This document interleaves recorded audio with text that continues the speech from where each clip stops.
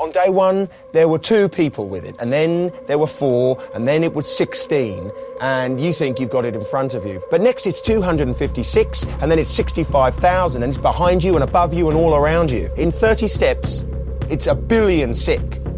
3 months. It's a math problem you can do on a napkin, and that's where we're headed. Welcome to Now Playing's review of Contagion. For every person who gets sick, how many other people are they likely to infect? Part of the Now Playing Viral Outbreak movie review series. This flu stuff is really spooky. Hosted by Jakob. He said he was feeling very warm. Stuart. He said he had a headache, so I put him to bed. And Arnie. Have you been diagnosed yet? This podcast may contain detailed plot spoilers and harsh language. We can't even tell people right now what they should be afraid of. We tried that with swine flu and all we did was get healthy people scared. Listener discretion is advised. Well, in 1918, 1% of the population died from Spanish flu. It was novel, like this. No one had ever seen it before. 1% of America? 1% of the world.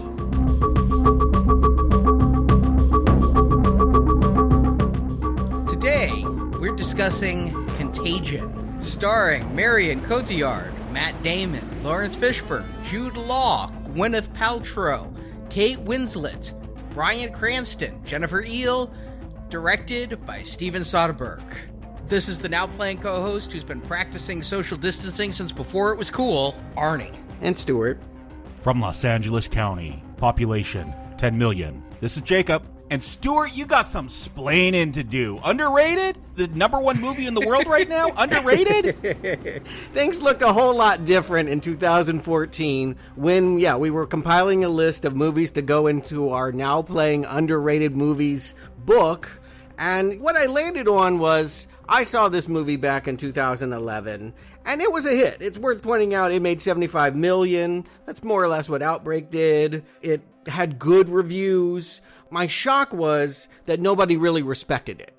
Everyone just kind of like, it's just this kind of zombie movie, whatever. I'm like, where are the Oscar nominations? Why isn't this movie across the board getting super acclaim? It was one of my favorites of that year. And to hear people dismiss it, it was like Soderbergh was just redoing Traffic to lesser effect. You know, he had won the Oscar in 2000 for chronicling the drug traffic trade over the Mexican border in a very similar manner to the way that the virus is tracked in this movie. And I think people were just over it. And so they were like, we're not impressed. So The Artist wins Best Picture, and Bridesmaids gets nominated for Best Original Screenplay, but this movie got shafted. It got no love. To me, that just felt wrong. Now, of course, yes. Yeah, did Nostradamus write this screenplay? Because, man, they nailed it. Seriously, obviously, everyone has to give some props just for its foresight into how much it looks at pandemics. I mean, we've been covering series, now this is our 7th installment, whether you like this movie or not. I don't think that any other film in our retrospective has the breadth to look at the global perspective this movie is going to take on in under 2 hours, I want to point out. In a very swift amount of time, it's really going to look at how pandemics work with a very big cast. I think that used to be the fun of it. I do remember a lot of people, another thing that they would say is not only is it a Traffic ripoff, but it's kind of like one of those old 70s disaster movies where you get all the stars together and the fun is who's going to live, who's going to die. Oh my God, I didn't see Gwyneth Paltrow biting it. Well, he may not have won an Oscar, but I do believe this movie is the reason why Steven Soderbergh is currently the man in charge of reopening Hollywood. He is leading the commission on when it will be safe and what practices need to be put in place in order for film production to resume. And you have to just think that people in Hollywood were sitting around, and I have to believe half the people in Hollywood don't know reality from movies and are like, Soderbergh did Contagion, we're living it, get him! Yeah, but I mean, again, this movie is very smart. This is someone that thought about the issues a lot. Maybe they should also include the screenwriter, Scott Burns. He is probably the person we should give more credit to because he came up with all of these scenarios. They were making The Informant together, and Burns was just like, what if we throw in a pandemic? You know, like he was just thinking about his next movie, and Soderbergh was like, well, write me up something. And yeah, this original script, all of it is credited to the guy that mostly is known for spy movies. He did the third Borne film. He's going to do the new James Bond movie, No Time to Die, whenever we get to see it. So yeah, these guys look like they know what they're talking about. Yes, their bona fides are they made a movie. Maybe that doesn't qualify them to know when Hollywood can open and how best to clean the sets so that people can work there safely. But I get it. These guys earn it because this movie has that cred. Yeah, they're going to talk about social distancing in this movie 9 years before it became a buzzword. I couldn't believe it. I mean, I've seen this movie before, and I remembered finding certain parallels in real life to this movie. But yeah, the terms it uses are now the terms that are, I feel like we're living in Pee-wee's Playhouse, where I need to take a shot every time somebody says social distancing. It's an overused buzz term. But this movie has regained such popularity. I picked it up on iTunes. And when I put it on, there was a special message from the stars regarding COVID-19. Did either of you see that? No. It's a new bonus feature that has Matt Damon, Kate Winslet, Jennifer Eel, and Lawrence Fishburne all filming themselves on their cell phones, telling people, you know, Matt Damon is there to discuss the importance of social distancing. Then we go to Kate Winslet, and she talks about the importance of washing your hands and that she underwent training to learn how soap works. And she's describing how the soap molecules bond with the water molecules, bond with the dirt molecules, and also told me something I didn't know. When you use disinfectant on a counter, you're supposed to spray it there and leave it for 4 minutes. It takes 4 minutes for disinfectant to actually disinfect and then wipe it down. It was educational. Jennifer Eel was there to say, listen to doctors and not other voices, no matter how loud they may be. And then Lawrence Fishburne came in to recap everything and do his little handshake speech. And then he says in the movie, handshakes were so that you show you don't have a weapon to somebody in old days, but COVID is a weapon any of us may have on our hands. So they got back together because Contagion was the #1 movie on iTunes, and they're like, we saw people were watching this, so we want to educate you on COVID and fact versus fiction. Hey, it's profit with a PH, and it's a profit with an F. Yeah, I mean, I definitely think they saw some money to be able to go back to the till and resell this movie again. You know, the one thing I hope listeners take away from us going decade by decade through all the virus films is that this really isn't unprecedented. We hear that term all the time, unprecedented times. Some of it is, I agree. Some of it is like nothing I've lived through, but viruses are always close at hand. We actually ought to feel lucky that we grew up in a time of vaccination because most of mankind has been dealing with this shit. Plague has been a part of their daily life and their ongoing fears for as long as man has been on Earth. And even in the last decade, again, that's what blew my mind about Contagion. Like, why were people ignoring this or dismissing it as science fiction? 2009, we had H1N1. 2014, Ebola got to Texas. 2016, remember the Zika babies? Yep. We still got problems with them. We're monitoring those children to see how they're doing. We still don't know. And the terrifying thing is that, yes, we were worried about the children that had malformed heads after their moms got bit by mosquitoes, but they're finding out now that there were children that didn't have physical abnormalities that are also having developmental problems. So the problem on that one, we're still calculating. So disease is here, and let it not go unnoticed that the 19 in COVID-19 stands for 2019. We're capping this decade with, yes, the virus that made us pay attention to Contagion. At last, finally, it took all of this for people finally to respect this great film. Stuart, you mentioned people might have thought this was like a zombie movie. That's kind of what I thought it was. I didn't have to watch it to review for the book. So I've had this movie in my head, which I mixed up with this one. It came out 3 years earlier, though. Quarantine. I don't know if you've seen that, but it looks like a found footage movie with people stuck in an apartment with zombies or something. It looks stupid. It's actually a remake of a Spanish film, Rec. If you know the Rec series, R-E-C, it means record because it's all shot on a handheld video recorder. Yeah, it's definitely a zombie movie. Yeah, but this one, you know why I missed this one? I looked it up. I was moving halfway across the country in 2011, and the month this came out, September. So movies were off my radar during a major move like that. So yeah, I just never got around to seeing it, and I know it was in the book. I always thinking it was quarantine for all these years, but it's not, thankfully.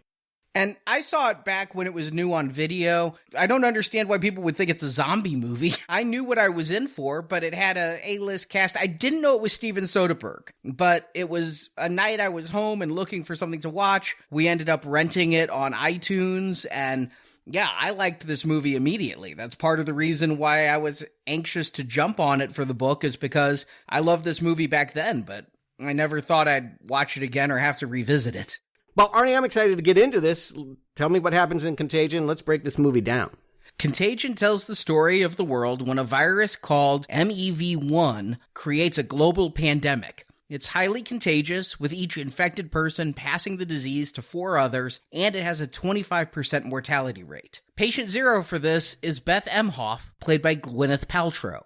She'd been in Hong Kong on business, but stopped in Chicago for an extramarital affair before returning to her family in Minneapolis. When she gets home, she's sick, but it progresses quickly and she dies, as does her son. Her husband, Mitch, played by Matt Damon, is put in quarantine, but is seemingly immune to this disease.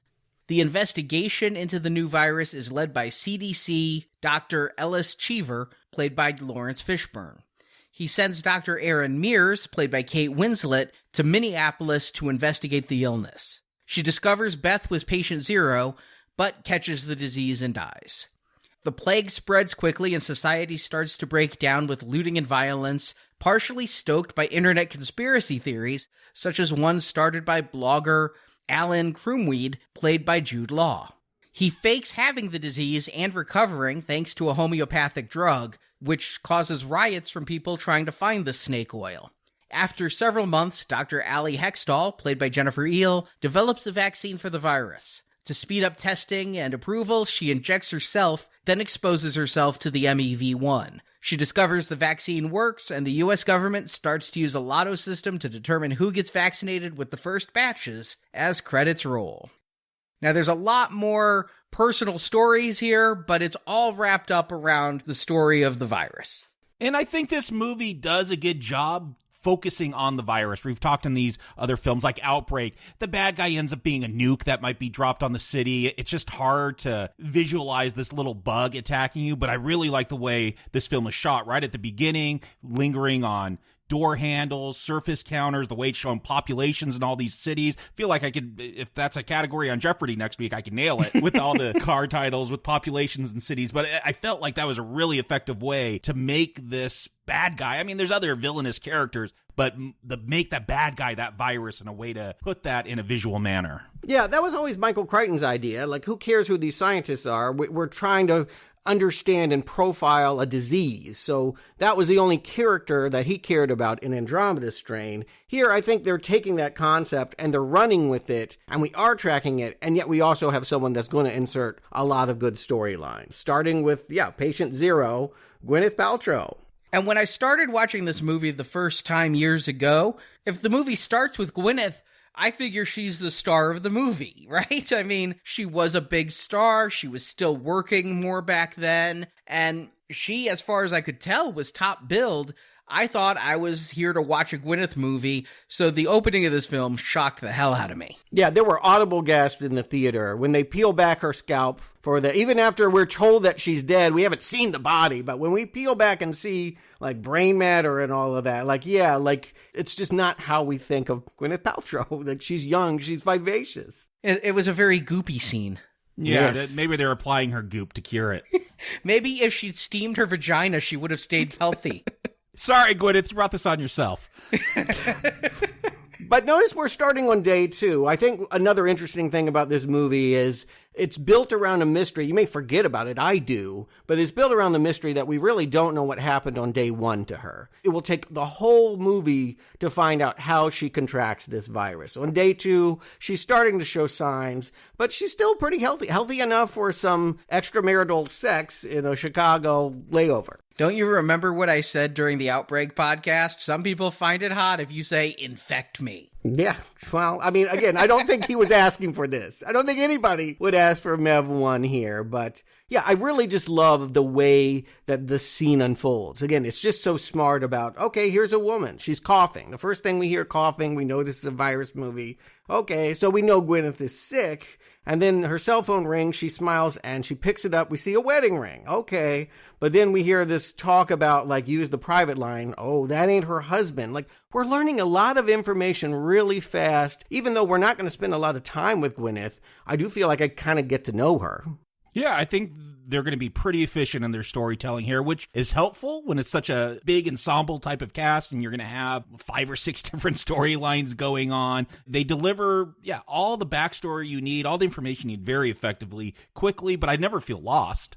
I never feel lost, but I gotta say, her story about the extramarital affair does feel underserved. We're going to see a scene with her mother later on consoling Matt Damon playing her husband and being like, well, she wasn't perfect, but she loved you. We knew that. And I feel that there was more relationship drama brought up by her stopping for a layover than was really needed for this movie. That's the thing. I feel like you could break this out into, again, 5 or 6 different films. You could have that point of view of what does this do to a relationship when you find out your loved one had an affair because they died of a infectious disease. Like, that's a whole movie right there. Yeah, but again, I just like the teasing. It reminds me kind of of Closer. We talked in the structure of that movie, how they'll have huge gaps. I mean, here, this whole thing takes place in about a month. It's from Thanksgiving to Christmas. But we'll drop in and out of characters' lives, and it feels like lots have changed since the last time we've seen them. I like the way that just a little snap of dialogue will tease ideas here. Like, what I really get the sense is that they're having relationship problems anyway. The fact that Matt Damon is not going to be as broken up as you might think someone playing a character that loses his wife and, well, it's a stepson in the same day, you would think that that would be so many tears, so much emotion. And the fact that he isn't is, I think, telling about how out of the relationship he might have already been. 2 watchings, I didn't catch that was a stepson.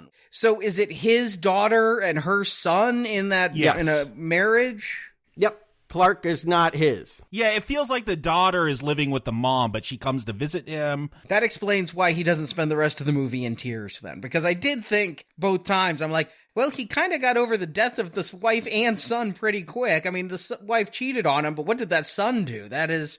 All right, so it was a stepson. That's, it's specifically the Gwenyth Matt Damon storyline where I feel there could have been more service paid. I think everybody else gets exactly what they need because the rest of this movie is going to focus on scientists or a pseudo-journalist who their entire storylines are reactionary to this disease. But with Matt Damon and Gwenyth Paltrow's family, what you have there are the everyday person, and by bringing in personal dramas and previous marriages and all of this, it feels they get a little bit short shrift. Yeah, but so much of this is going to be scientist, and we talked about all that kind of stuff with the Andromeda strain. I'm glad we have more of a common man point of view in this pandemic that we're going to watch. So I'm fine with what we see with Matt Damon's character. And I think everyone is linked, not only because they're all contracting and dealing with a pandemic, but also because it's all about moral lapses. Here's the first one. It's the one that's most obvious, the most common one. Someone stepped out on a relationship. We all have opinions about how that goes. But all of these characters, there is no heroes in this world. We might like to think that the public health officials are the do-gooders, but in fact, I think we'll see a lot of people make choices that are sketchy, and sometimes it pays out for them, and sometimes it doesn't. And I've always had this theory about why our culture is so pro-monogamy is because of STDs, right? Like back in ancient times when we didn't have good prophylactics, if you stepped out, you were known as someone that is going to spread sickness. And so they became a bad person for that reason. Morality was really shaped out of medical necessity. I don't really judge. I don't know enough about their relationship to know that she's wrong in this. I don't sit there. I mean, I think some people are going to be like, good, Gwenyth, we hate you anyway, and you stepped out and you die. But I don't feel like that's the morality of this movie at all. No, because we're going to see a bunch of people die at the beginning here, and they're all people that came into contact with her, a Tokyo businessman, a guy in Hong Kong that just delivering food or something. this movie is very good in not following that horror movie cliche of the bad people die, and it shows that a virus is indiscriminate. Good people die, bad people die, all people die. I guess I would just quantify that she's not really a bad person in my mind. I don't know whether she was wrong to step. Obviously, cheating on your partner is not a great thing, but again, they seem like a couple that's in trouble, and who knows what he's doing. There's a lot of projection there. None of that's in the movie. No, well, I mean, all movies are projection. It's called reading between the lines. It's something I love to do, and it's something that this movie allows for a lot because of the way it's going to skip around. But you're right, we're here for a medical mystery. If she's getting sick and bringing it home, why are all these other people getting sick and dying as well? Jacob, you mentioned Hong Kong. Li Fai is... yeah, a guy on a ferry. We don't know his story. It will take a while to figure out that he is a busboy. And we do see a glimpse of him. He's going through what looks like a wet market over there in Hong Kong, and, you know, a lot of controversy about those right now. Yeah, and walks into traffic. They can't get a handle on what... they could have probably gotten there faster if they had actually been able to get him, quarantine him, check him out, find out his story, but things get delayed. Yeah, I figured that's why they didn't get that information as fast, because they just took it as, oh, someone who got hit by a car and maybe didn't do that autopsy and really look into it. Right. And then meanwhile, we're in London, and this Ukrainian model is just all of a sudden like falling over at a swanky hotel. I love the detail. Again, this movie is about great little details. Dirty feet. You know, as vain as you want to be and as perfect as you want to present your body. Like the fact that we end up with like just a close-up of like her dirty feet. Just, I don't know. It says a lot to me about the indignity of death. To me, I just love the fact that because, as you said, we're starting with close-ups of Gwyneth Paltrow handing somebody a credit card and things, and it's just because I know what movie I'm in and because of the world I'm living in today, I can practically see physical germs on that card. The fact that it spreads to all these other people, I couldn't remember how they all did trace back to her. I wasn't sure we'd even find out how they all traced back for sure, because she's traveling. That's like the worst thing with the pandemic is travel, because you're going to spread it to other people. We have one major clue, I think. As she's pulling home into Minnesota, she's signing a contract for Aim Alderson. And when we see this guy coming home to Tokyo and dying on a bus, he also has the same literature. He is also an employee or someone that is dealing with this international company. Yeah, I picked up on that international company, and I kept waiting for that to come back. It will finally. We'll get to there in the very end of this film, but it is something I did notice that Aim Alderson seemed to connect this initial group. Do we know what that business is?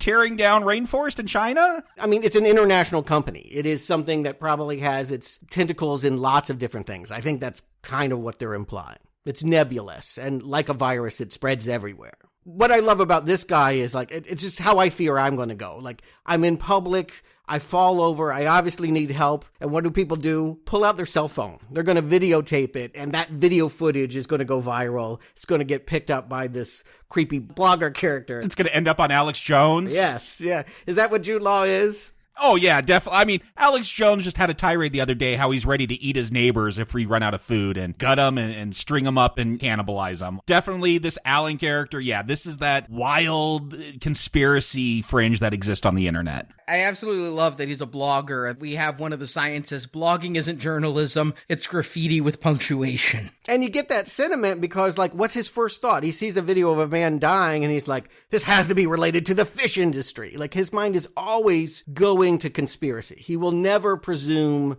the best intentions about anything. There always has to be an underside. There always has to be something that needs to be exposed. And he's going to the print journalist contact that he has at the San Francisco Chronicle. And she, maybe like we, are like, your teeth are nasty and you're weird. Get out of here. I don't buy it yet. But when we actually get Gwyneth Paltrow's death, it is kind of like the Matt Damon moment. Like, it takes a moment to sink in of like, what are you talking about? Like, she was just here. She's one of our stars. How can you dismiss her this way? It sets everyone off balance. I think is correct in that now we no longer think of this movie as star-driven. We're suddenly without an anchor for the rest of the film. She won't be in a basement laboratory in Arizona being diagnosed by eggheads. You know, it's not the Andromeda Strain. Yeah, and with that autopsy scene, we talked about how they're peeling her flesh from the skull. It's there on the screen, but it's not really played at a gross out moment. The real horror comes from the reaction when they're like, move away from the table, call everyone. I'm like, oh, damn, like that's a great moment. This might have seemed like a thriller in 2011. It straight up plays as horror now. To me, it's always horror to have an autopsy like that. I mean, you've got Gwyneth Paltrow there. Her tongue is like protruding from her lips a little bit because there's no dignity in death. And the fact that they're doing this autopsy, I have a personal experience I have a couple personal experiences regarding autopsy on both the familial side and then the coroner side. And it's just so disgusting. All parts of death, embalming all of it, just really piss me off. And so just seeing anybody, whether she runs goop or not, getting her skull peeled back like that is so frightening. Okay, I was wondering, because again, I sense you guys are not pro Paltrow in general. Maybe I'm wrong with that. Maybe you love goop, but... No, that's not playing... I feel bad for her character. With that scene where Mitch, Matt Damon's character, is told she's died, that's an awful scene, and then he's driving home, gets a call that his stepson's dead. Like, I don't hold goop against her in this movie, but I do think it's funny. I didn't think that scene played very well where the doctor told Matt Damon, your wife is dead. And he goes, well, can I talk to her? Oh, I love that. The total denial he was in. I'm guessing that that's probably really happened. Maybe it happens a lot, but to me, it felt like it was supposed to be a funny line. But again, minor quibble. Yeah, to me, it means he's not hearing anything. He's like, yeah. I'm not really listening to you. Can I see my wife now? Like, that's where his mind is at. He can't even begin to process that this little thing that she just had a cold, right? She fell over making coffee. All right, the seizure was a little frightening, but no one knew what the stakes were. But the CDC is now on the case. The brain is being transferred over to Jennifer Eels' character, who was actually one of my favorites in this movie, kind of an unsung. I don't know if she's a hero. She will do some unethical things here, but I love the fact that, like, her coworkers, like, yeah, how was your Thanksgiving? Great. I studied salmonella outbreak in Texas. Like, she's just all business. Are you talking about our lab partner, the comedian Dimitri Martin? That was weird. Office talk, right? Water cooler stuff. I want to connect to you. How was your holiday? And she's talking about salmonella. You get the idea, like, she's tunnel focused. She only cares about her job. And she's going to be the one to break down the properties of this virus. She's going to name it the MEV1. She's going to figure out it's both bat and pig, attacks the central nervous system and the respiratory. She's got all the sciencey stuff that comes from her exploring it. Yeah, and I can't follow all the science, kind of like Andromeda strain. I don't know exactly how she figures out it's a bat-pig disease, but they explain it in terms where I can follow what she's discovering without understanding exactly how she gets there. And that's what I'd say is by having a group of scientists that we start to get introduced to, and all of whom are specialists, this does feel more like Andromeda Strain than any other film we've reviewed recently, but they also do a good job of humanizing these people better through stories like you talked about the break and the salmonella. Yeah, I think the important part of that is, like, suddenly we have in our vision a bat and a pig. Well, how the hell do they get together? Again, it's all building towards the big reveal at the end of this movie that a bat and a pig are going to come together in a really bad way. But how would that happen? Well, we'll see a dramatization. Meanwhile, the WHO is also on the case. Very different from the CDC. It's international. This is Switzerland. We get Dr. Orantes, Marianne Cotillard. She is going to go to Hong Kong and try to trace where all this went to. She thinks, okay, I get there and they're telling me we've used SARS protocol and it's all like localized in this housing complex where this busboy lived. No problem. Never mind the fact that his girlfriend has left with the ashes and died on a bus, and never mind the fact in a densely populated city like Hong Kong, there's no containing it to one building. Everyone's going to get infected. She knows that. She will really be the one to go through all the video footage and figure out all of these characters that we've seen in the opening montage were at a hotel in Macau. And that's not Hong Kong. That's across the bay. It's another casino town, like Hong Kong, but under a different rule. Like it was the Portuguese while the English had Hong Kong. I love the fact that it's never easy to figure this stuff out. This movie draws the line that it's never just going to be in one location with a simple answer. There's always these complexities, and that the fact that this busboy had to take a ferry and then take all this public transportation to get to his apartment complex in Hong Kong, but had to work for economic reasons over in Macau. that's the world we live in, right? Everything is complicated and everything is about passing through hundreds of different hands. And it just shows how susceptible we are as a society by moving this quickly and being this densely populated. Yeah, I think it dramatizes it in a different way, but you look at it, again, what's going on now with globalization. We don't make masks in America. We don't make respirators here. Part of that's made in China. Part of it's made in Singapore. Like, it's made all over the world. And when the whole world shuts down, you can't get that stuff. So I think this is a nice little way to just demonstrate that globalization, that, yeah, it's people having to cross the bay to get to work and then come back and then travel to different cities. Like, this is a global problem because of globalization, and people are freer to move around, and we don't have to produce everything. We have other countries that could do that. So again, it's not going to get into all those little details, but it's just a nice little glimpse that they have here. And what brings them together but a casino? I like that too. Like, that's the great equalizer that, yeah, this guy would be bussing the tables and business meetings with Japanese people and Ukrainian models, and Gwyneth Paltrow from Minnesota would all be here to be infected. But this character you brought up, Dr. Orantes, she seems forgotten, at least by me, for a large period of the movie. She's really important here as they start to investigate this and watch the video from the casino and try to follow where that transferred from or to, but she is going to drop out for most of the second half of this film. Yeah, and when they pick up with her, I don't like her storyline. Like, you just have her inspecting stuff in China. Like, I was into that, and then where it goes, not so much. I like her storyline, but I agree. She is one of the lesser prominent. I think one that always stuck with me is Kate Winslet. I just like her as an actress. And her story really tugs at the heartstrings. She's going to be the one to go to Minnesota and try and see what happened at Gwyneth Paltrow's company and with her ex-husband, and it's going to cost her life. Shouldn't these people be wearing masks? I mean, I wouldn't have thought this in 2011, but today we see so many people out with masks, and COVID is nowhere near as fatal as this MEV1. So I'm like, if she's out there investigating and interviewing people who know the ones who have the disease, shouldn't she be wearing gloves, a mask, if not a full bunny suit? Well, that's kind of I wouldn't call it a joke, but that's what kind of makes me laugh is, yeah, she starts there and the guy that meets her is like, do you even have enough clothes? Like, this is Minnesota. It's cold. Like, she showed up kind of unprepared is the way I take it. She didn't really know what she was stepping into. It's easy to see from the larger perspective. Oh my God, you need to be really worried about this.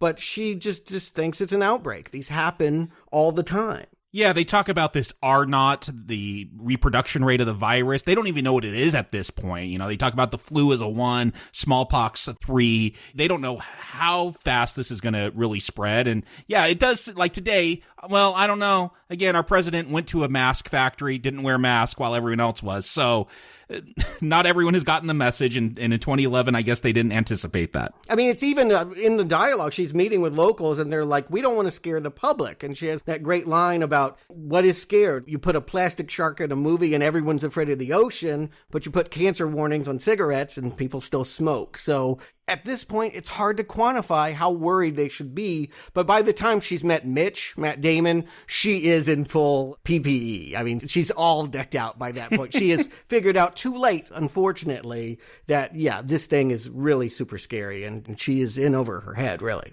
Given that she worked for the CDC, I just felt like she should be ahead of the curve on that one. That's why I bring it up. Normal people would never do that. But if you work at the CDC and you know you're investigating a fatal illness, I just thought she'd be a little bit ahead. I was just shocked that her storyline's going to go to her getting sick and actually dying of this. All I will say is you might be surprised about this in real life. I was very surprised to see people in my own dad's own life that studied sexually transmitted diseases making the choices they did. I'll just leave it at that. But yes, sometimes you can be disconnected from your own message. You can think, oh yes, we need to track this virus and not be personally protecting yourself. Well, if you're investigating STDs, maybe you're just constantly talking to loose individuals and finding opportunities there. I mean, it might not be they're not listening to their own message. It might be causation, not correlation. Yeah.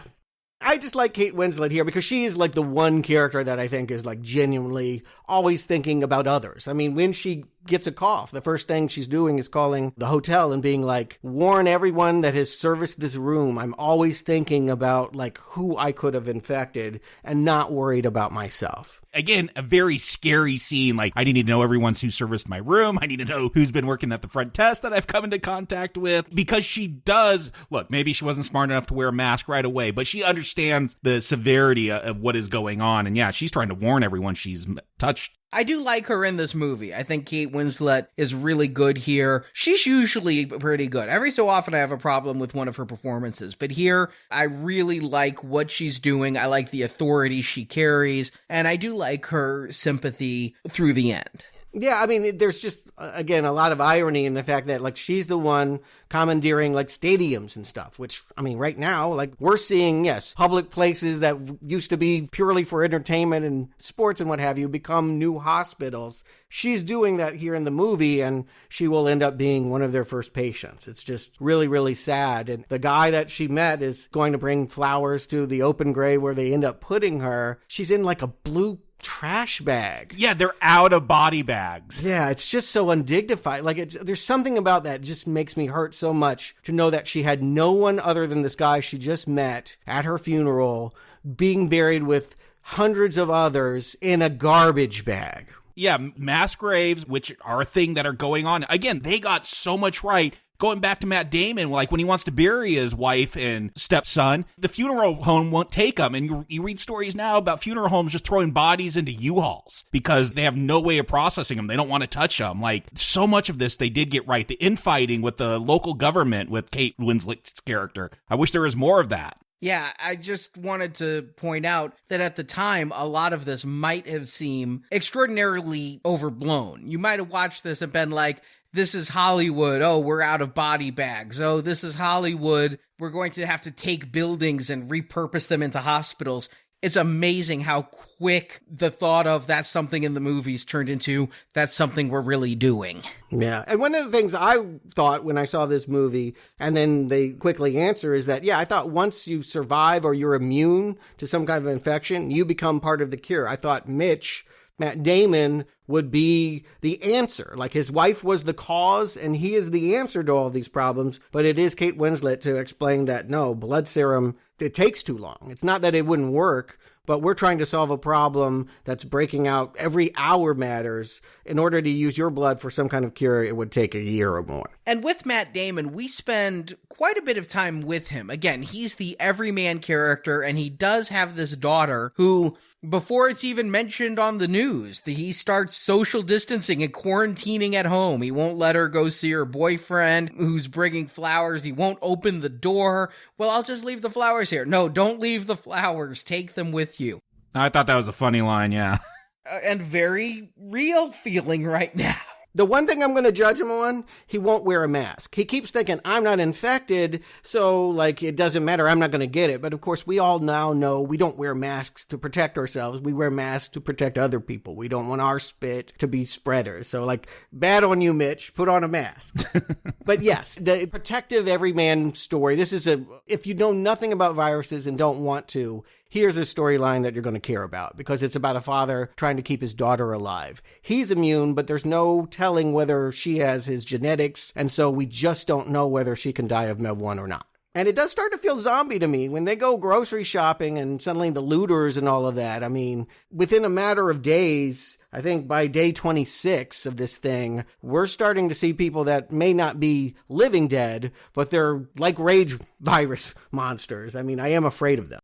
Yeah, society does break down pretty quick in this movie. Maybe that's the one thing they didn't quite get right. Well, this is more deadly than COVID-19. I mean, if people were dying at this rate, again, this is a fatality rate of 20 to 30%. COVID is 3. And the thing is, we're already kind of seeing that after 30 days of having to stay indoors. Like, people are getting shot because they're demanding other people wear masks. We do start to see this. Like, people don't want to change to this new normal of just try not to infect other people. So it breaks down very quickly, but I think it works for a movie. Like, I guess this could take place over a longer period of time, but I like how immediate it feels. I don't like the fact that we can actually judge the realism of this movie now. I don't like that we can be like, well, you know, the government didn't come forward fast enough with social distancing guidelines and PPE and shelter-in-place stuff. Because what happens in this movie, we just get one line, the president is hiding underground in a bunker. He just decides to get the hell away and stay healthy for the sake of the government. And yes, there's a lot more looting. And here I am thinking we had shortages of toilet paper. Now we're having shortages of meat. But I have yet to see lootings take place because that person got the last rack of beef. It's a matter of time. Yeah, I think because it hasn't happened yet doesn't mean that that is in our future. I mean, that is something that I genuinely worry about in the next 6 months. Oh, no, when this all started to happen, like, we started coming up with plans. What if someone breaks in and wants to raid our house for food? Those were definitely contingency plans we came up with. We were shopping for guns. Yeah, it takes too long to get one in California. That's the problem, or else I would have one. Well, this isn't a traditional 3-act structure, but I do think the middle of this movie, the act 2, if you were, is all about ethical lapses. All of the characters that we're watching in the beginning here are going to make choices that are questionable. Again, it started with Gwyneth Paltrow. Well, the funeral home's not going to bury her.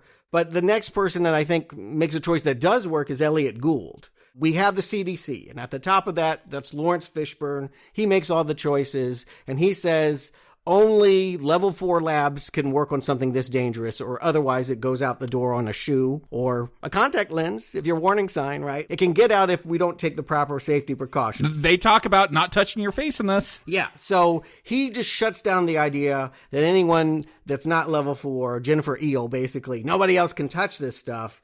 But over in San Francisco, Elliot Gould, Dr. Sussman, is close to an answer, and he makes the choice, like, look, I'm just going to keep working. I'm not going to burn my samples, even though I was directed to, and I'm going to figure out how to grow this so that we can't even treat it for a cure until we can grow it on other cells. The problem is this virus is so deadly, it kills every cell it comes into contact with. He's the guy that figures out how to keep the cell alive in order for them to start working on a vaccination. And he only does this because he broke ethical protocol. And he could have broken more ethics. They point out when he takes this to the CDC, and Lawrence Fishburne's like, why is he still working on it? They said he could have sold this to the highest bidder, and he probably has already had offers. He's bringing it to us for free. And yet Lawrence Fishburne is still mad, like, he's going to publish. That's what those academics, they always do worry about. Who gets the credit? Who gets to put their name on the article in the journal? Like, that just made me laugh. Another big ethical lapse, a bigger one, I would say, is Orontis. You say she's not in it much, but she is in an ethical lapse of such. She has this assistant in Hong Kong, Sun Feng, who happens to mention that his mother's village has got the outbreak of MEV1 as well, and not getting any help. And he's heard that the Americans and the French, she's French, have a cure they're keeping secret. And he's getting more and more mad as she concludes, oh yeah, it's all China's fault. I'm going to go take this back to Switzerland and tell them how awful China is. He's like, no, I'm going to kidnap you. Again, the parallels of blaming China for the disease were not lost on me. But neither was the fact that this assistant is way too villainous. As soon as he mentioned his mother had the disease, my first thought is he close to his mother? Will he have the disease? Is he going to give this to Dr. Orontis? But then, as it went on and he started doing these looks at sidelong glances, I'm like, I see where this is going to go. Oh, see, I didn't see where it was going. I didn't expect a hostage kidnapping storyline in this where, yeah, she's going to be held hostage for whenever the vaccine is ready so his village could get it with all these kids that are there. Yeah, it's mentioned that the mother took Forsythia and didn't survive. She's in a mass grave. And again, this movie, even though it has big characters, usually a film that's an ensemble finds ways to weave people together. Like all of a sudden, Kate Winslet would be over here mixing with this crew. They don't really do it that way. It's more subtle. It's more just like the thought of a mass grave here. And we think about, over in Minneapolis and Kate Winslet. There are subtle connections and not that the cast of characters. I do think basically the people that worked on this film worked with one or two other people and never met half the cast in this film. That was my thought exactly, is these people didn't get together till the wrap party. And that's probably how you were able to get so many A-listers, is by having such a flexible schedule where you don't have to be like, okay, we need Matt Damon, Lawrence Fishburne, and Kate Winslet all here on the same day. Right. But yeah, he lost his mother. He's enraged. We do know that, we're not even talking about it yet. Right now, we're talking about how it's affecting densely populated, rich cities like New York, But yes, this is happening in third world locations. There are forgotten people that are being wiped out by all of this, maybe even at higher rates. How are we going to pay attention to them? Maybe it does take a gun in order for someone to care. So you call him villainous, he's desperate. It's an ethical lapse. It's certainly not endorsable, and yet I understand it. Yeah, I might understand it. It just seems a little bit too far for this kind of film where I felt like they're really nailing the realism, and this does seem a little more Outbreaky to me to have a whole hostage storyline. And yet I don't think it has those cliches. I mean, one thing that I've hated about all the other virus movies is if we need to make it exciting, let's have helicopters chasing each other or gunfights and throwing people out of the chopper into LA. Like, it's exciting because of the way it's cut. It's exciting because your mind is working overtime watching this virus grow and grow and grow. It's the editing, I think, that the way it's put together. And I think the way Soderbergh shoots it. This director is also the one behind the camera. He usually shoots a lot of his own films personally. He always finds a way to make certain regions of the world a certain color hue that helps with some of the confusion as well. Is like, well, I know if it's blue, we're in Minnesota. And I also think an unsung hero of this movie is Cliff Martinez, Red Hot Chili Peppers drummer. He does the score for this, and it is a thumping beat that it feels a little techno. Yeah, I was going to say he just programmed a drum machine. It also has the rhythmic feel of a ticking clock. It creates tension in scenes that may not be. Yeah, to me, it's a beating heart, which you're going with, people in life or death situations. It's just a way that, another sly way to keep that tension going. And I mentioned Forsythia. This is The Cure being promoted by Alan, who is going to do a huge ethical choice that I disagree with, in that he has 12 million people that listen to him on his blog. So he is going to get in front of his webcam, take his temperature, put this miracle cure in a glass, drink it, and pronounce that if I'm here tomorrow, you know it works. He also gets together with a hedge fund manager to sell secrets to, so they know where to put their stocks, which again, there are senators who allegedly, I guess I have to say allegedly, dumped all their stocks after they got briefed about COVID-19. So nailed it. In this case, though, I think it's the hedge fund manager that inspired Jude Law to do all of this, because the hedge fund manager is like, you have your finger on the pulse. What stocks are going to go up in this catastrophe? Things are going to happen in this catastrophe. We're not trying to profiteer off of it. We're not going to make things worse for people. But since there's going to be a run on the market of things, where should we put our money to maximize profit? And I think that's when Alan gets the idea that he's going to just plant this false story about this fake drug. And again, so close to reality. There's a frickin', what do you call those vitamin salesman people in our town who owns one of these vitamin stores. He says he's Dr. So-and-so. I don't know what he's a doctor of. But when COVID started hitting, he's like, our drugs can promote immunity against all types of diseases, maybe corona.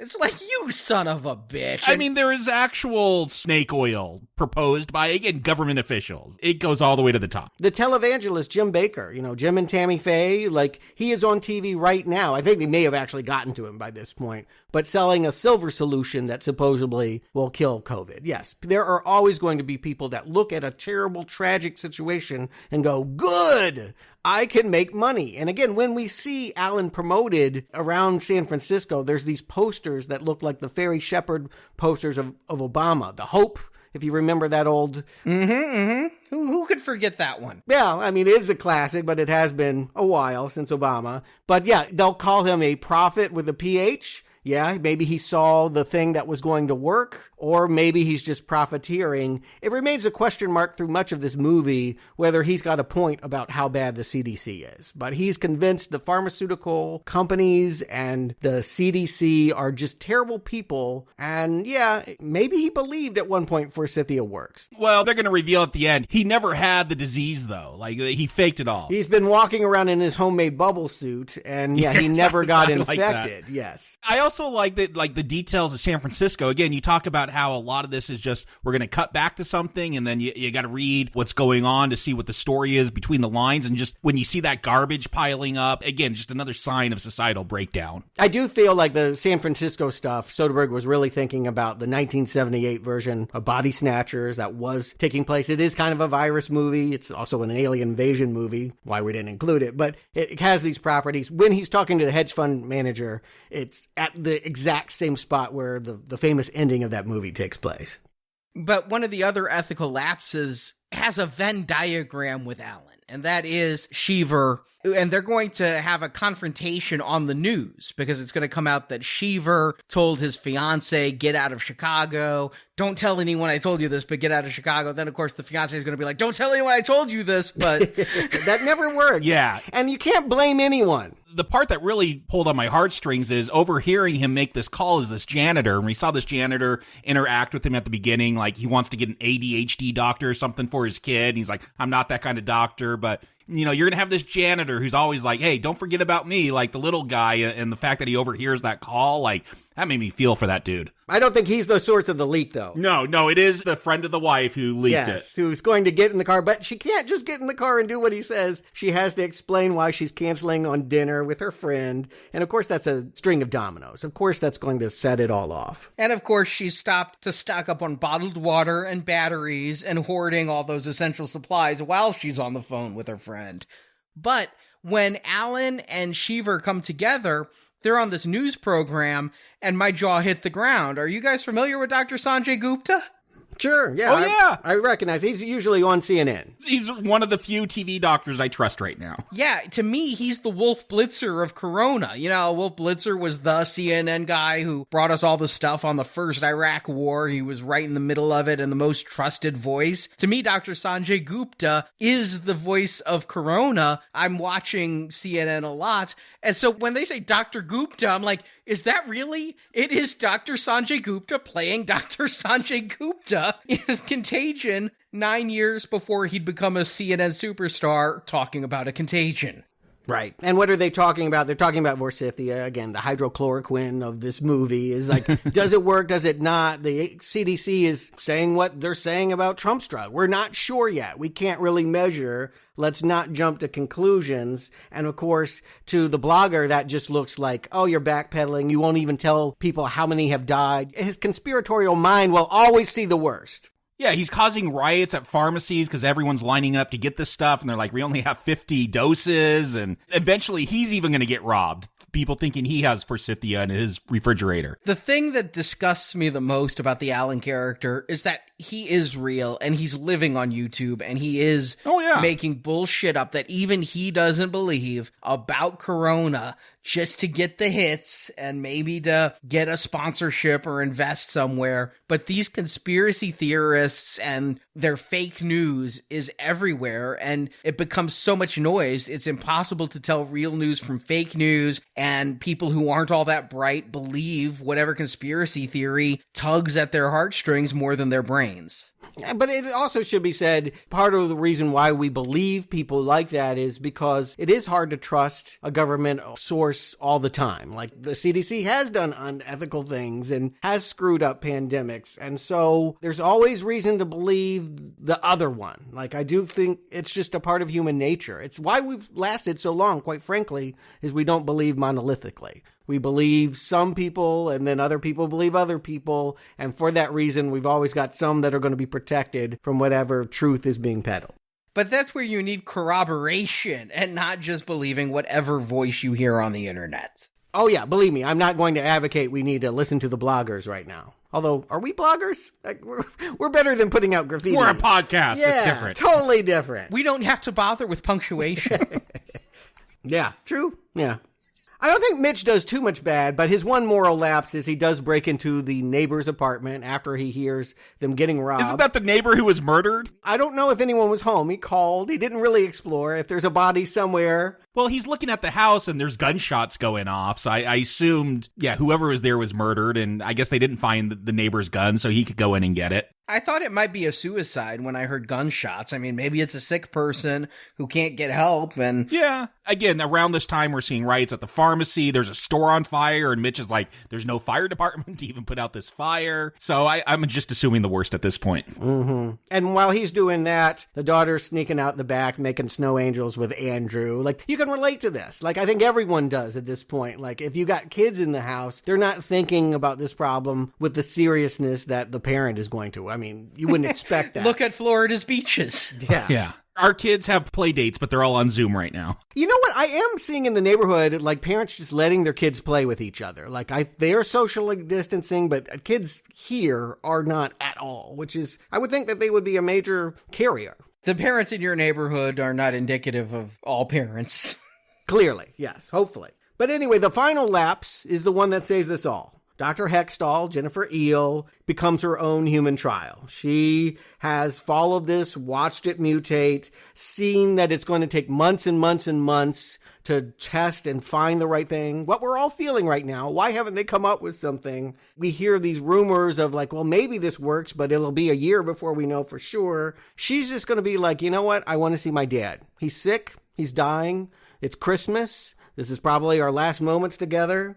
And this rhesus monkey is well, so maybe it works. I'm just going to inject it into my leg and go out and see. And yet I'm actually with Alan at this point because he's like, this vaccine, it could cause autism or narcolepsy 10 years from now. The swine flu vaccine killed people back in 76. And this is what I'm fearing the most is the public, capital P, is so demanding we return to normal and hearing that it needs a vaccine that our government will rush a vaccine for COVID out without knowing its long-term effects. I do not want to be the first vaccinated for COVID. Arnie, I'll give you this. I'm never going to be on Alan's side in this movie, but that is something that I've thought about. Like, we're rushing to get a vaccine, and you usually have decades of trials and to see what the effects are, and that is a legit concern when this vaccine may eventually come out for COVID-19. Like, we are going to rush it out, and there may be dangers 10, 20, 30 years down the line. We're all guinea pigs in the end. I mean, I feel like the truth of the matter is, certainly now that this novel virus has gotten out, we're just experimenting on ourselves.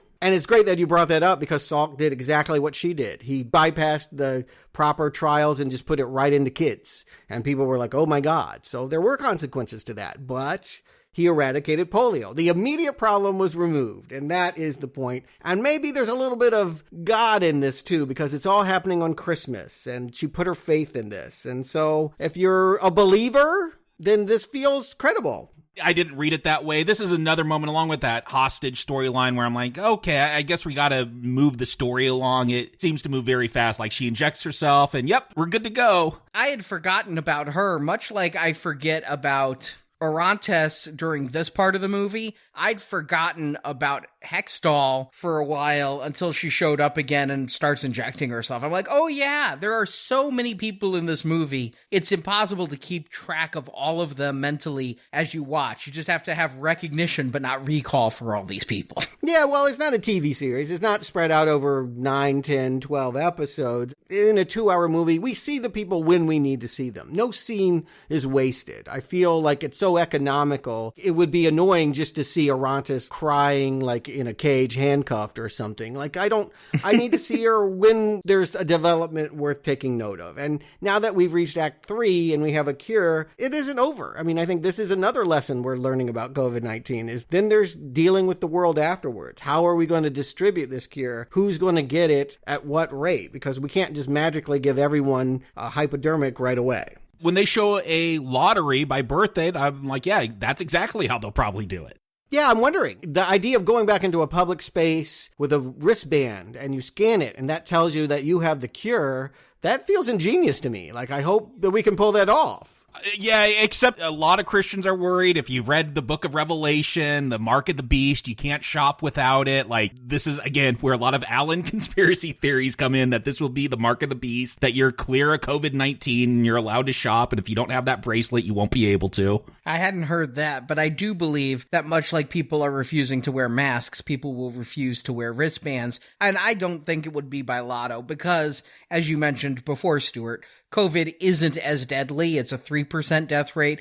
I imagine it would go kind of like when there are shortages of the influenza vaccine. Many years there are shortages of those. You give them to the people most at risk. You give them to the frontline healthcare workers. You give them to the elderly and things like that. And the younger and healthier get them last. That's how I think it will probably go, because it's not a we have to get the COVID vaccine or die. Well, we know those in power will get it first, and we see that with Cheevers. He gets his own special vaccine for him and his wife. Well, not even his wife yet. I love the fact that they're still planning to get married. He's not married to the woman in this? No, that was kind of all he took a risk on someone. Yeah, she had a different last name. And yeah, if you listen to the dialogue at the very end, he's still inviting Bryan Cranston to the wedding, even though Bryan Cranston is going to prosecute him for these lapses, which is just... Oh, okay. I didn't catch that.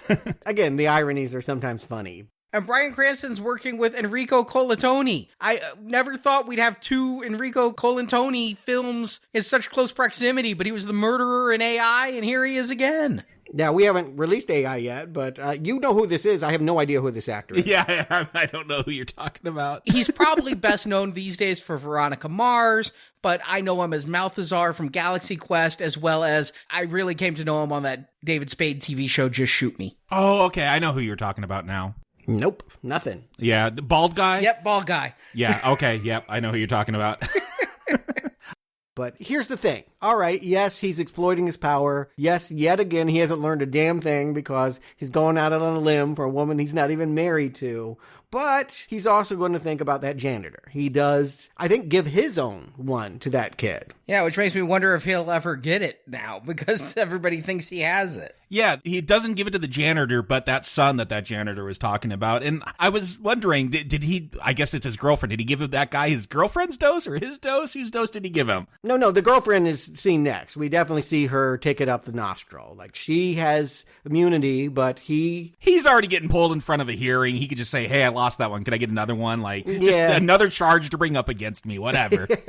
Yeah, you might be right on that. But I like to look at as, here's a character that has morally learned something. Has he learned something? Because he says he'd do the exact same thing. Okay, yes. But I'm saying he is thinking about people more. And that is the lesson that I'm hoping we can emerge. If there's a silver lining to everything we're going through, the world before was not perfect. Perhaps we emerge with more sensitivity and more love for our fellow man. It's certainly the storyline they try to give Orontis. I'm hearing you guys don't like it, but I like the fact that when we finally catch up with her and she's been in this village, she has actually learned to be compassionate. You know, when she found out that guy, her assistant, his mother died, she was like, oh, that's too bad. Anyway, I gotta go. She was unfeeling. And now she cares about these kids. Because she's had that social contact with them, she cares about a community that otherwise would have been a statistic on a page. AKA Stockholm Syndrome? Well, I mean, you could look at it that way. I won't say you're wrong. I choose not to. I choose to look at it as that her time in quarantine has taught her something that she would not have seen otherwise.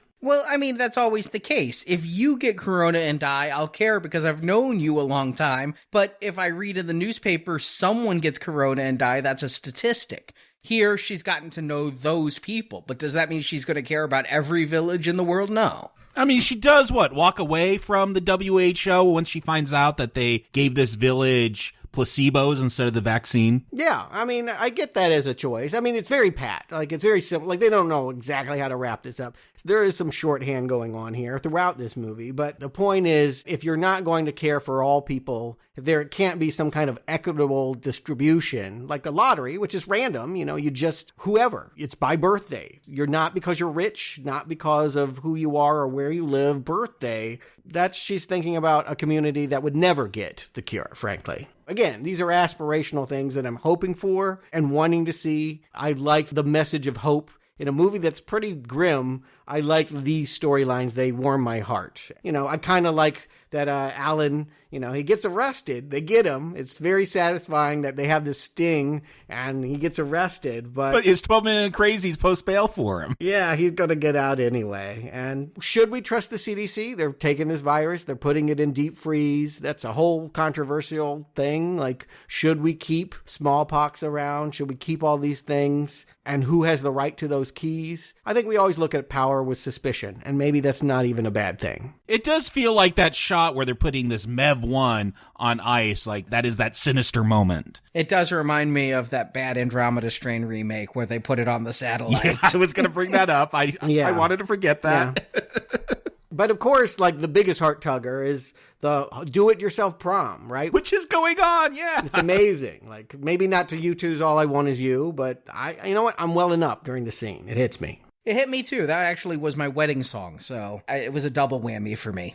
Did you think when Mitch found that camera and was going through Beth's business trip photos, like there was going to be a picture of that boyfriend she had on the side in Chicago? Like I was waiting for something really dark to happen. She's not that dumb. I rewound because when he starts crying, I'm like, did he see a photo of the boyfriend? I missed it. I had to rewind to see if that's what made him start crying. But no, it was just missing his cheating wife. Yeah, again, this whole movie, he was told what happened to her. I've been angry. Anger is a mask for fear. He hasn't allowed himself to be vulnerable. During all of this time, he had to fight so hard to protect the daughter. He never grieved for this woman. And seeing those photos, it all comes flooding back. What was lovely about her? Obviously, the way that she's posing and being silly in some of those shots, you can imagine that she was good in some. There were good times to be had and to treasure. And a lot of emotion's going to happen here in this moment. It's just a great way to bring it all back to Gwyneth Paltrow and the question about day one. What happened? How did she get infected? The message seems to be we do it to ourselves, right? It's Aim Alderson's bulldozer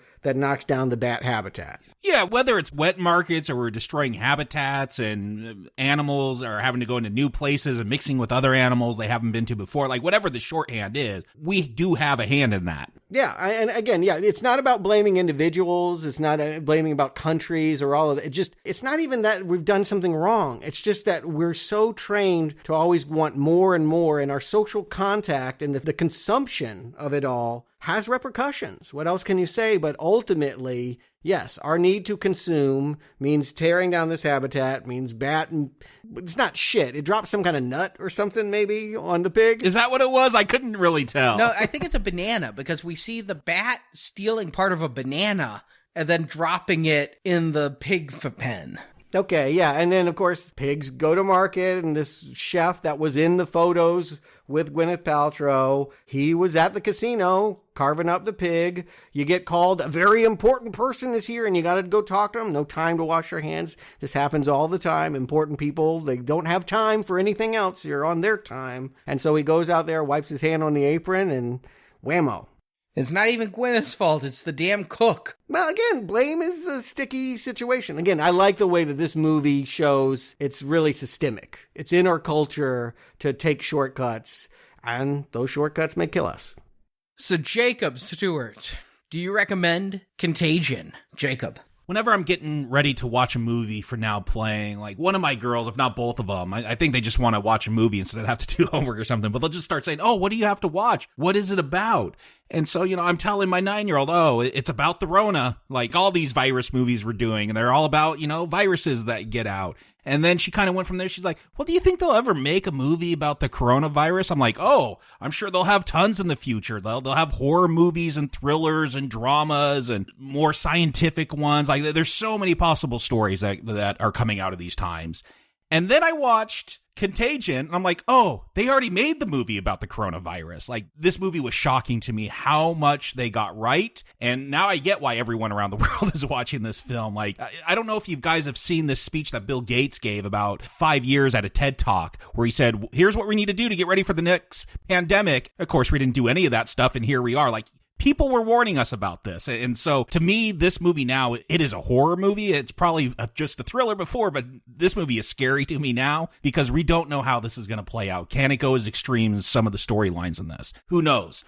But yeah, this is a really effective movie for anyone living through these times. And I think even before that, yeah, it's a good thriller. The way that you're able to take all these storylines and put them together as basically a montage movie. Like, you know, you have your 5 storylines, you're just skipping around doing these beats, hitting them all. And you put it all together, it makes a really effective thriller that, yeah, super strong recommend for Contagion. Stuart. Yeah, I'm going to repeat what I said at the beginning. Best movie about viruses ever. Like, made it into the book, and I loved it. And again, I saw this movie at a time where I never thought I would be living it. I saw it purely as just being able to take all the best stuff about all the other virus movies and putting it together in a new way. It mutates the whole genre into something that is just mind-expanding. The fact that they were able to get the drama. There are times in this where I'm crying. There are times in this the pulse is quickening, and yet they never have Dustin Hoffman leaping onto a boat. You know, like, it never gets stupid action, and yet I'm never bored. The acceleration of it all,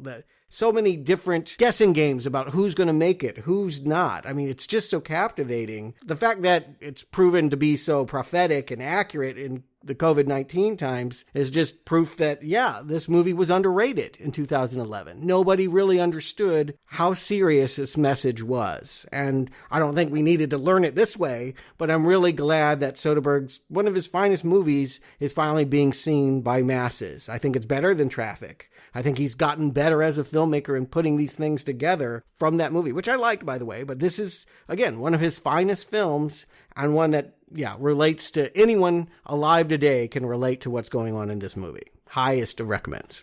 3 for 3 on extremely strong recommends. When I saw this movie back probably 2012, it was very effective because I kept hearing scientists say it's not a question of if a massive virus like in The Stand is going to come around, but when.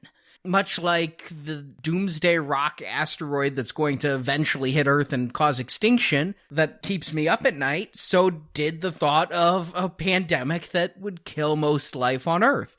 And so it was a scary concept before it happened. But it's also just a remarkably well-made film that has a large ensemble cast and juggles it very well and doesn't sacrifice personal story, which is needed for good drama, in service of the Contagion story, which was the Andromeda Strain's downfall in my mind. The 70s one, the 2008 one had so many downfalls. Yeah, there was no upswing on that one. But it is clearly the best virus movie I've ever seen, the best of this entire series we've been doing by a mile. And if you watch it today, there's no way you can't watch it and think about the things that are happening in daily life. Again, down to the point of seeing TV personalities in this movie as themselves discussing pandemics and hearing terms like social distancing. I just got to know, do they start off in these troubled times? Like every email I get from a corporation? You mean uncertain or unprecedented? Yeah, there's like 4 adjectives they always use about these goddamn times. But yeah, even without it, I thought it was an incredible film. And now with it, honestly, I think COVID may suck some of the joy out of watching this film. Because it was a great thriller, but now you watch it and it just hits a little too close to home, right? But at the same time, like, unlike Outbreak, which I feel terrible that people are going to watch hoping to learn something, like, I think you can learn something from watching. I do think it's educational. It is. But it, again, I just think it hits close to home in a not so fun way. Whereas I thought this movie clicked as well as Ocean's 11 as far as, you know, not funny, but just a well-paced ensemble kind of thriller film. But now I watch it and I can't get today's headlines out of my mind. See, that you're one of those voters. You're like the Oscar voter that wouldn't give this movie its due in 2011 because it wasn't serious. It was just a fun little lark. No, it was an important movie. Always was. I felt it was then. I'm just saying. You're not going to have a barrel of laughs. I get that. It's not entertainment in the same way. So it is a super strong recommend if you see one virus film. See this one, but you probably already have based upon its surge in popularity. Yeah, I think everyone on the planet should. I mean, again, how often do you say that about a movie? But here's something everyone can relate to and learn from, and I think connect with. Unless you're a conspiracy theory blogger, you're not going to like how you're depicted. Well, again, I think Alan has some sympathy's not quite right, but I think he has some valid points. He scores a few anyway. And I'm sure they'd all like to think they're as attractive as Jude Law. Not in this movie. But anyway, yeah, just ranking it, obviously this one is the best. I was happy to go through the whole thing. Again, it was really interesting to think about the way viruses mutate in movies. I think the second best one, Panic in the Streets, was the first one. I did enjoy that one as well. I think I like them all. The truth of the matter is, given my background and my interest in disease and immunology and all of that, I just feel like even bad ones I'll see. Like, I'll always watch a virus movie. But the ones that you definitely should see, Contagion, Panic in the Streets, and why not go with the first Andromeda Strain and Warning Sign if you're really bored?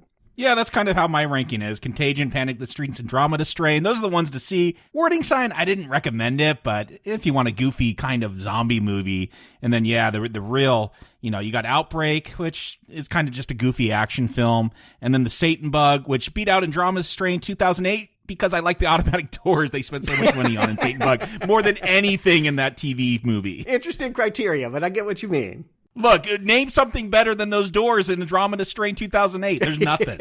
Maybe the pot smokers in the desert. Maybe that one scene. It was terrible. I agree with you. All three of those to me are just losers. And for me, the only one I really strongly endorse and say, beyond recommend to go see the film, is this one, Contagion. Then second rank, like you guys, was Panic in the Streets. Then I'm going to get controversial. Outbreak? Because Outbreak and Andromeda Strain 72. Wait, you were putting Outbreak above the first Michael Crichton one. Yeah. Did you listen to my review of Andromeda Strain? You liked both. I got the sense that you had a passing appreciation and problems with both. Correct. Yeah, but that helicopter chase was way cooler than the lasers. Is it? I kind of like I don't know. Anyway, we've hashed it out. Okay, well, that's the way you feel. Then Warning Sign is even worse than either of those. But then in the best of the worst, Andromeda Strain's remake was better than Satan Bug. What? That's the biggest controversy right there. I mean, that's a coin flip. Satan Bug was so nonsensical and stupid. So was Andromeda Strain 2008, but it didn't have cool doors like Satan's Bug. Yeah, I kind of agree. From an art direction standpoint, I appreciated the 60s decor way more than that cheap CGI. Yeah, I go with that 60s over the 2008 TV set any day. Yeah, that CGI just looks awful. Give me Benjamin Bratt over whoever was in that movie any day. Nope. Sorry, Benjamin, you're still at the bottom. Take them both, frankly.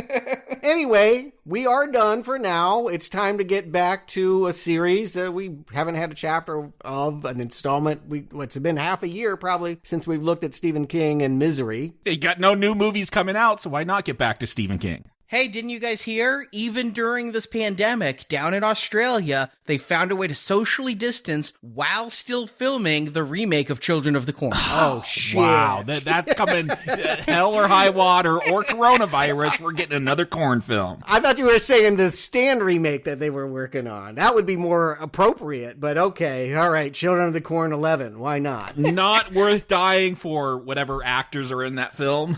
They're calling it a reimagining of Children of the Corn. Mm-hmm. I'm imagining how good that reimagining is, but right now we're dealing with another stinker. As far as memory serves, I never made it through more than half of night one of the ABC miniseries of Tommyknockers, and I didn't make it through the book either. I tried so hard for both. I don't remember much about it. I remember Jimmy Smits. Yes. I remember Tracy Lords. So it's going to be a trip. I hope I can get through the book this time because I've also tried repeatedly to do that book and failed. We'll find out if I can actually finish it this time. And then we're going to do the book afterwards, Dark Half. And after that, we're going to get into a new series. Doesn't happen that much, but we've had a patron donate for it, and we thought, why not? The book's reviews begin this week.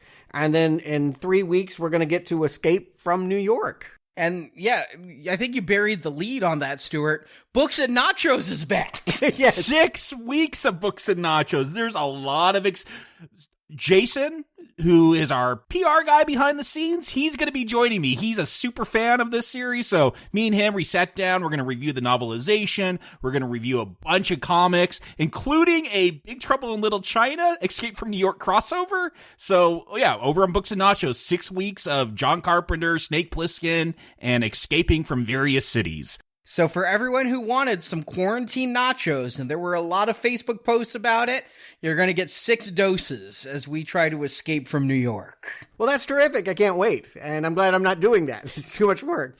It's because we got other series like Tom Cruise. That is coming to an end as well this week with Borne on the 4th of July. Join us this Friday at Gold Level, and we'll cover his bid for an Oscar. You can find all the details about how to hear those shows and support our podcast at nowplayingpodcast.com/donate.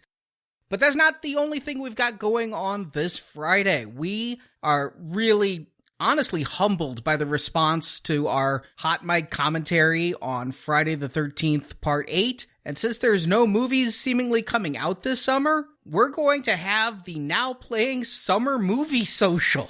Yeah, I know out here it's a popular thing, or it was a popular thing before coronavirus, to have, you know, a big screen out in the park every Friday and watch a movie. And yeah, we're going to do that. Not every Friday, but I think close to every Friday. We're doing it a lot, and I'm excited. Yeah, I get to kick it off, or if you don't count Jason Takes Manhattan as sort of the tentative kickoff. But yeah, the season begins with Godzilla 1998. Why that?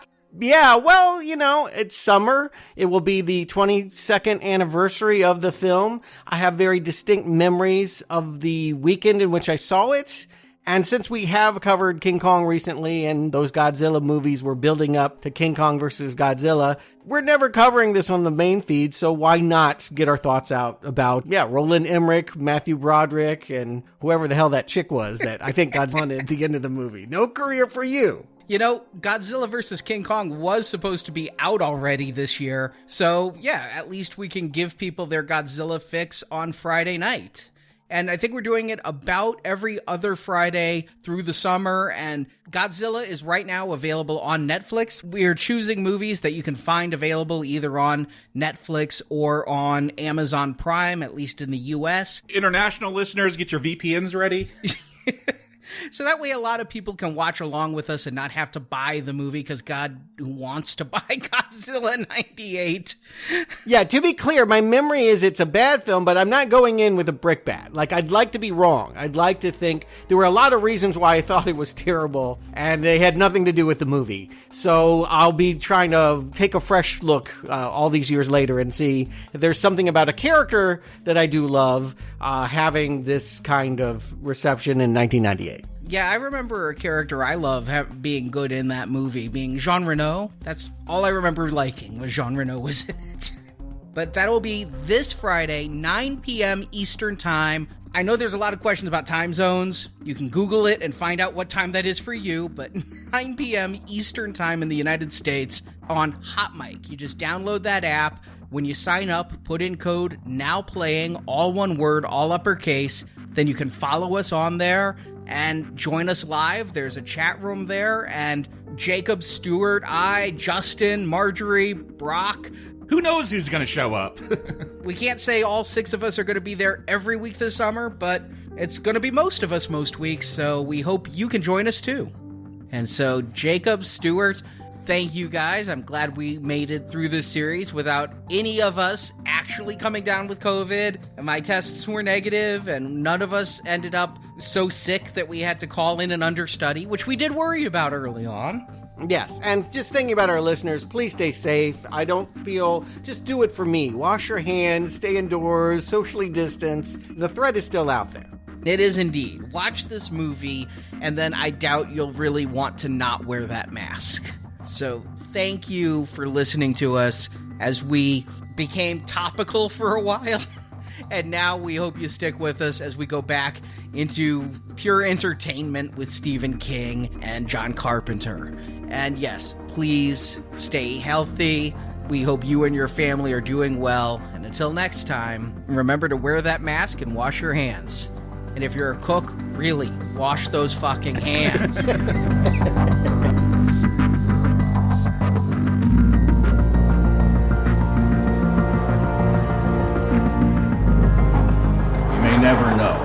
this disease came from. But we do know that this vaccine is a result of the courage and perseverance of a remarkable few. Thank you for listening to this episode of Now Playing Podcast. We hope you've enjoyed the show. Mine was great, thanks. Come back to NowPlayingPodcast.com each week for another new movie review podcast. Who says? The internet. The internet, and you believe it. Also at our site, you can find hundreds of other movie reviews, including Star Wars, A Nightmare on Elm Street, Independence Day, the Avengers films, Back to the Future, Batman, Superman, The Fast and the Furious, and more. Print media is dying, Lorraine. It's dying. Now Playing Podcast is a show without any sponsors or ads. We rely on support from listeners like you to keep Now Playing operating. Should I call someone? Call everyone. You can donate to the show and, as our thank you, receive bonus podcasts. Over 150 bonus movie reviews are available to choose from on the Now Playing Podbean page, including Alien, Night of the Living Dead, Jurassic Park, Ghostbusters, Indiana Jones, Lord of the Rings, Psycho, Troll, and more. So it's an epidemic now. An epidemic of what? Find a full list of available bonus shows at nowplayingpodcast.com/donate. So instead we lose spring, we lose summer, we lose another 144 days that don't happen again. You can also join the Now Playing Patron campaign through our Podbean site. Patrons of $10 or more get a new exclusive movie review every month. Plus, even more perks, including one where you can pick a movie for our hosts to review. Find the details on our website. Okay, let's get some help. You can help us out by leaving us a 5-star review on Stitcher, Podbean, iTunes, or your other podcast store of choice. I'll save you a seat on the bus. You can follow Now Playing on Facebook and Twitter, where we post announcements of new episodes and where the hosts post movie mini reviews. Links to our social media pages are available on our homepage. But right now, our best defense has been social distancing. Now Playing Podcast is produced by Arnie Carvalho. You want to talk to me? Call my office and make an appointment. Associate produced by Jason Latham. Doesn't anybody help him? Is he okay? Read the posts. Now Playing is edited by Arnie. If you find yourself wide awake, staring at the walls at 3 a.m. wondering why you took the job, call me. Now Playing credits read by Brock. I'm a trusted man, stepping up to a microphone in front of a very large crowd. The opinions expressed on Now Playing are those of the individual hosts and may not reflect the opinion of Venganza Media Incorporated. If I could throw your computer in jail, I would. Venganza Media Incorporated is not affiliated with the motion pictures reviewed or otherwise referred to herein. Dr. Sussman, I heard that they were shutting us down.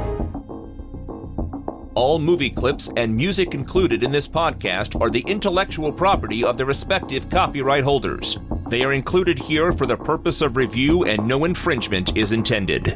The only reason we're not taking this to the Attorney General is because we can't replace you right now, but there's going to be an investigation. Do you understand that?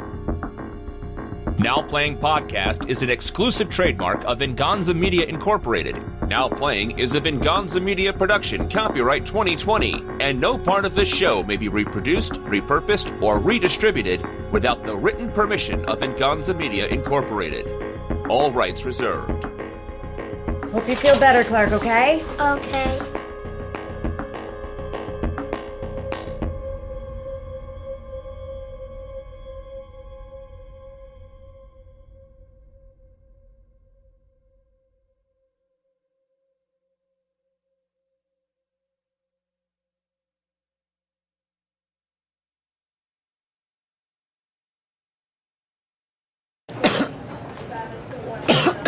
Starring Marion Cotillard?